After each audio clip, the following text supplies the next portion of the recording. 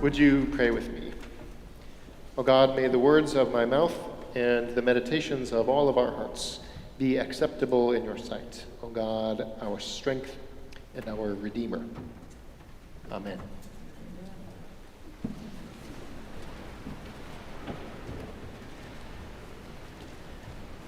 Meaning-making is one of the most important ways that power is structured in the world. Power, meaning the ability to act and have an effect in the world.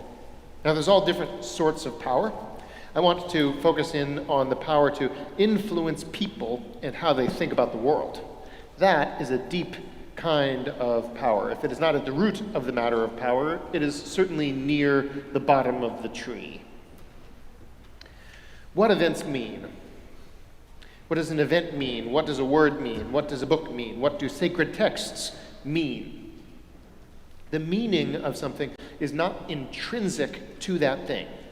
It is placed upon that thing. It is laid over like a tablecloth so that the thing itself cannot be viewed except through that meaning. Its shape is visible, but not the underlying thing anymore. Clear as mud? Let's take an example, the Bible. Because of the structuring of power in the church in the hands of men, the notion that God is a man has been laid over the top of the Bible. That is meaning that is being made. It's not intrinsic to the thing itself. The notion that God is a man has been laid over the top of the Bible. And with that in place, passages in the Bible which present God in a masculine way, they become evidence for the truth of that assumption. Counter evidence, counter images, counter narratives, these then can be dismissed as not really the point. Meaning is made. And so meaning can also be unmade or remade. But that needs to be done by someone. There needs to be someone who upsets those meanings, who shows an illusion for what it is, the tablecloth, not the table. You know, the sort of like tablecloth, like pulling off trick where the vase is still standing, like that's what we're looking for here. Somebody who is able to remove the meaning laid over something to find the thing itself. For the Bible, for the meaning-making exercise of God as a man, the one that is deftly pulling off that tablecloth, appears in greatest technicolor splendor in the strangest of places.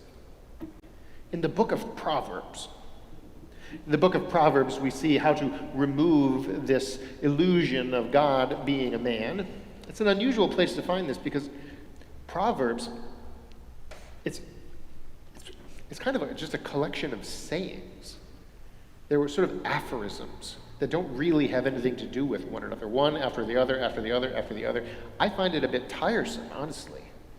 They are aphorisms such as, a generous person will be enriched, and the one who gives water will get water.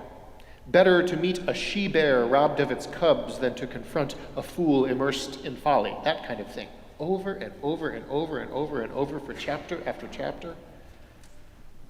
The book of Proverbs, it is practical wisdom about how to succeed in life. So what does this have to do with the structuring of power, with removing the tablecloth of God being a man? Well, the book of Proverbs is about wisdom. In general, it is about wisdom. And here I need to pause and do a bit of Hebrew. The Hebrew word for wisdom is chokhmah. Chokhmah. And when it's applied to a person, it means something like technical skill.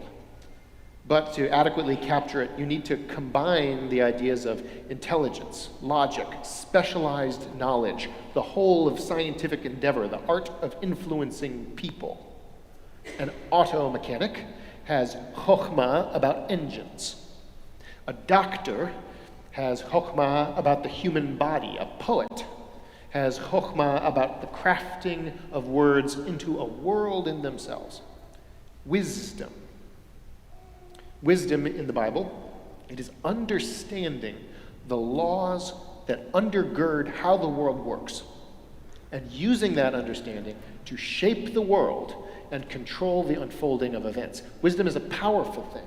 Wisdom is understanding the laws that undergird how the world works and using that understanding to shape events. That is chokhmah, wisdom, in a general sense.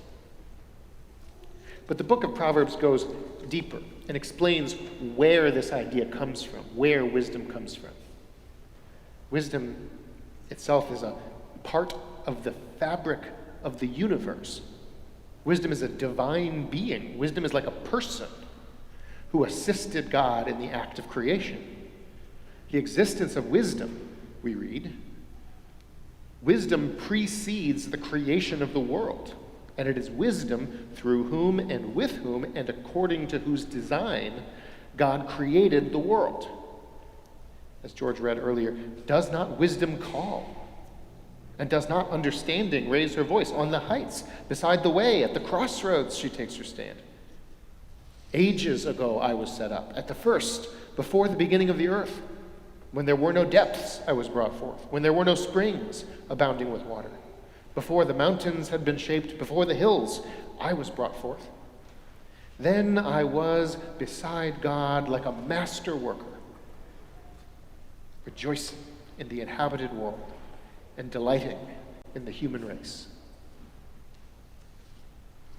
Wisdom's fingerprints, we see, are all over creation, in the mountains, in the hills, in the springs, woven into the fabric of existence. More than woven in, actually, wisdom is the weaver of existence, who was present with God doing the weaving of the world, the choreographer of the dance of the stars and comets, the architect of the social order of bees. Wisdom is the judge whose ruling established that the laws of physics shall everywhere and eternally be the same.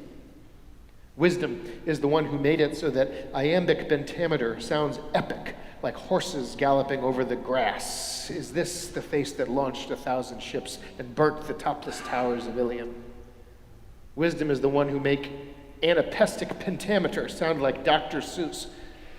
Do you like green eggs and ham? I do not like them, Sam I am. Sounds like imaginary cats getting into all sorts of mischief. To be wise is to grasp these laws, the laws that wisdom has made, and to use that understanding to shape the world and shape human experience. That's what wisdom is, part of the universe itself. Oh, and one other thing. Wisdom is a woman. Without any anxiety at all. The book of Proverbs describes there being a divine worker, a master worker beside God in creation, a divine woman, the feminine divine. At the first, before the beginning she was with God. It was she who sounded the deeps and sunk the foundations of the earth in immutable law. If I am to know God, then, the table, not the tablecloth, if I am to know God as God really is, then I must know God as she is presented in Proverbs.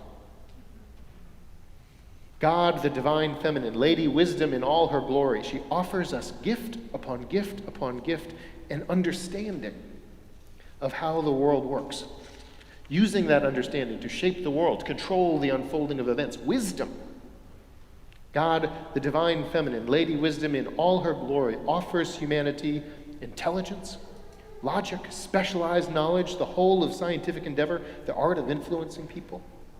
The auto mechanic with their wisdom about engines, the doctor with their wisdom about the human body, the poet who knows how to make palaces out of words. These are the gifts of God in all her glory. Wisdom cries out in the streets. In the squares, she raises her voice. At the busiest corner, she cries out, ages ago I was set up. At the first, before the beginning of the earth, there I was beside God like a master worker. As we celebrate today Phillis Wheatley, we celebrate a saint of the church who was filled with wisdom, filled with chokhmah, a poet, a wordsmith, a person who was able to see to the base of things and influence the world and its events. Wisdom. One who spun worlds out of bits of sound, whose beautiful craftwork has carried across centuries. A life dedicated to beauty. This is a Christian life. This is a godly life. This is a calling of baptism, needing no other justification. In Phillis Wheatley's work, we see the divine power of wisdom at play. We see the hand of God moving in her hand, flowing through her quill, poetry. This is a gift of God, needing no other justification. But Phillis Wheatley is more than just a fine poet. In the United States, Phillis Wheatley was one of the earliest to pull the tablecloth of white supremacy off of this country's table, because she was a young black woman enslaved. When each one of those things would make her voice one that people would dismiss. She was young in a society that valued seniority. She was a woman in a society that valued men.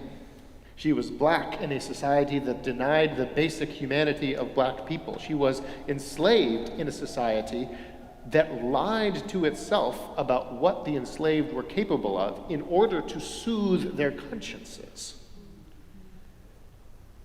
All of that meaning that had been overlaid, all of that was an exercise in power.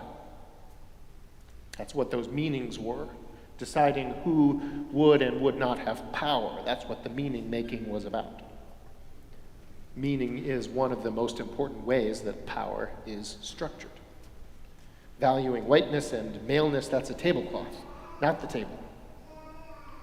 Phillis Wheatley upset those meanings and showed the illusion for what it was. And to do that, it is not easy. It is not easy. It takes chokhmah, it takes wisdom, it takes the ability to see to those things that are truly real. Phillis Wheatley had wisdom about poetry. And in her wisdom about poetry, like all wisdom, it worked because it touched the base of things, touched the truth of things. Because of the wisdom of God implanted in the servant of the Lord, Phillis Wheatley. Because of her wisdom, people were able to see, they were able to touch, they were able to hear the truth of things in a way they hadn't before. Thanks be to God for the servant of the Lord, Phillis Wheatley.